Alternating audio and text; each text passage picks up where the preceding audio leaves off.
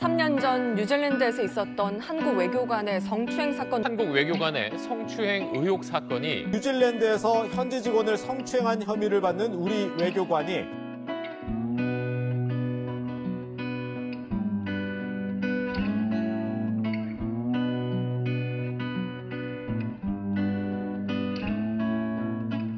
한국 정부가 성추행 혐의 외교관을 보호하고 있다. 한국 외교관 A씨가 뉴질랜드에서 근무하던 2017년 말 현지인 남성 직원을 성추행한 혐의로 체포영장이 발부됐다고 보도했습니다. A씨가 엉덩이를 쥐고 주요 부위를 만졌다는 피해자의 진술과 배와 가슴 등을 툭툭 쳤을 뿐. 앞서 외교부는 사건 발생 약 1년이 지난 2018년 10월에야 A씨에 대해 감봉 1개월 징계를 내렸고 A씨는 현재 동남아 공관에 근무 중입니다. If he was innocent, that as he thought, he could come back and submit himself to our judicial procedures himself.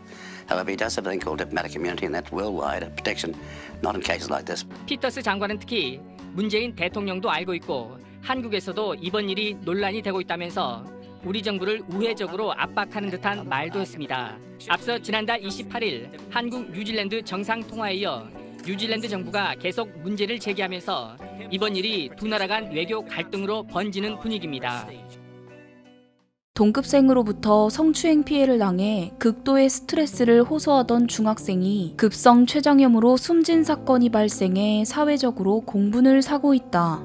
가해 학생은 동성 동급생들로 이들은 학교 기숙사에서 피해 학생의 몸을 만지는 등 수차례 성추행을 한 것으로 전해졌다. 최근 동성 간 성추행이 빈번하게 일어나고 있는 반면 피해자들에 대한 대처는 미흡한 것으로 나타났다. 동성 간에 일어나는 신체적 접촉이 범죄가 아닌 일종의 장난으로 치부돼 문제를 제기하기 어렵기 때문이다. 전문가는 동성 간 성추행 사건 관련 대처 매뉴얼을 만드는 등 다양한 방안이 고려돼야 한다고 제언했다. 로세 문화의 급속한 확대로 동성애뿐 아니라 동성 간의 성추행과 성폭력 사건들도 함께 늘어나고 있는 가운데 이에 대한 관계기관의 미온적인 대처가 구설수에 오르고 있다.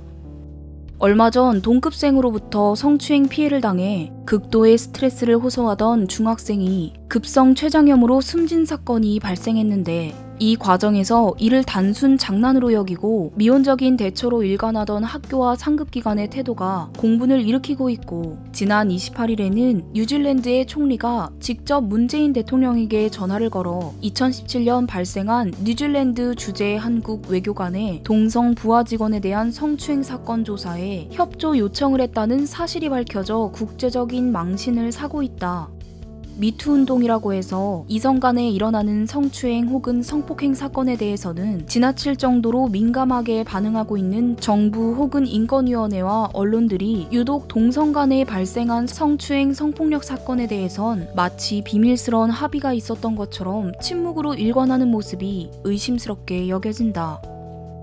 정부 인권위원회에서 추진 중인 차별금지법 제정에 혹시 부정적인 영향을 미치지 않을까 노심초사하며 몸을 사리다가 혹은 사안을 뭉개고 있다가 국제적인 망신까지 초래한 것으로 보이는데 이 정도라면 인권위원회라는 간판을 달고 차별금지법 제정에 유리한 인권만을 취사 선택하여 다루고 있는 인권위원회는 차라리 차별금지법 추진위원회로 그 간판을 바꿔다는 것이 맞지 않을까 하는 생각이 든다.